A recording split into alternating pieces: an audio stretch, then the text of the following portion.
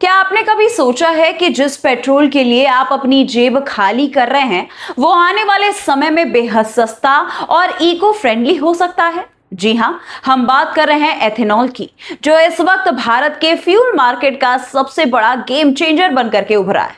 यह एक ऐसा ईंधन है जो पूरी तरह से स्वदेशी है और जिसे गन्ने के रस, मक्के, सड़े हुए अनाज और कृषि कचरे से तैयार किया जाता है। यानी इसे बनाने के लिए हमें किसी खाड़ी देश पर निर्भर रहने की कोई भी अब जरूरत नहीं है, बल्कि इसे हमारे देश के खेतों में ही उगाया जा सकता है।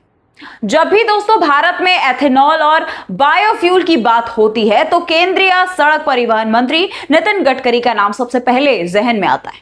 नितिन गडकरी इस देश के में एथेनॉल क्रांति के सबसे बड़े पैरोकार रहे हैं। उनका विजन बेहद साफ और दूरदर्शी है। वे हर बड़े मंच से ये बात पुरजोर तरीके से कहते आए हैं कि भारत हर साल करीब 8 से 10 लाख करोड़ रुपए का कच्चा तेल बाहर से आयात करता है, जिससे देश की अर्थव्यवस्था पर भारी बोझ पड़ता है।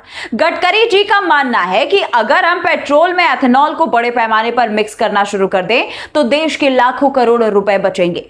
सबसे खूबसूरत बात यह है कि यह पैसा विदेशों में जाने के बजाय सीधे हमारे देश के किसानों की जेब में जाएगा, जिससे ग्रामीण भारत की पूरी तस्वीर बदल सकती है।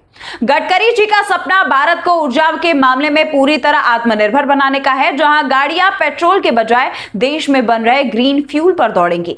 लेकिन दोस्तों, दिल्ली के गलियारों में बनने वाले शानदार विजन की असली परीक्षा देने के लिए देश की जमीनी हकीकत कुछ और बता रही है, और इसी जमीनी हकीकत को अक्सर अपने बेनकाब अंदाज में पत्रकार मनीष कश्यप भी कहते आए हैं। बिहार और उत्तर प्रदेश जैसे राज्यों में जहां गन्ने और मक्के को बंपर पैदावार होती है, वहां एथेनॉल प्लांट लाइन के बिहार और उत्तर प्रदेश जैसे राज्यों में जहां गन्ने और मक्के की बंपर पैदावार होती है, वहां एथेनॉल प्लांट लगाने की अपार संभावनाएं ऐसी जताई जा रही है। मनीष कश्यप ने अपनी ग्राउंड रिपोर्ट के जरिए इस बात को बार बार उठाया है कि कैसे इन राज्यों से लाखों युवा हर साल रोजगार के लिए पलायन करने पर मजबूर होते हैं। उनका साफ कहना है कि अगर बंद पड़ी चीनी मिलों को दोबारा चालू करके वहां एथेनॉल के बड़े कारखाने लगा दिए जाए तो स्थानीय स्तर पर ही हजारों युवाओं को नौकरी मिल जाएगी और पलायन का ये दर्द हमेशा के लिए खत्म हो जाएगा। वे सीधे सिस्टम के प्रशासनिक सुस्ती पर सवाल उठाते हैं कि जब केंद्र सरकार एथेनॉल को इतना बढ़ावा दे रही है तो राज्य स्तर पर फैक्ट्रियों को मंजूरी मिलने में देरी क्यों हो रही है। अगर इस पूरी व्यवस्था को सही ढंग से लागू कर दिया जाए तो इसके फायदे बेमिसाल हैं। हमें सस्ता और स्वस्थ ईंधन मिलेगा जो हवा में प्रदूषण को बहुत कम कर दे रहा है। साथ ही देश के किसानों और युवाओं के लिए समृद्धि के एक नए रास्ते भी खुल जाएंगे।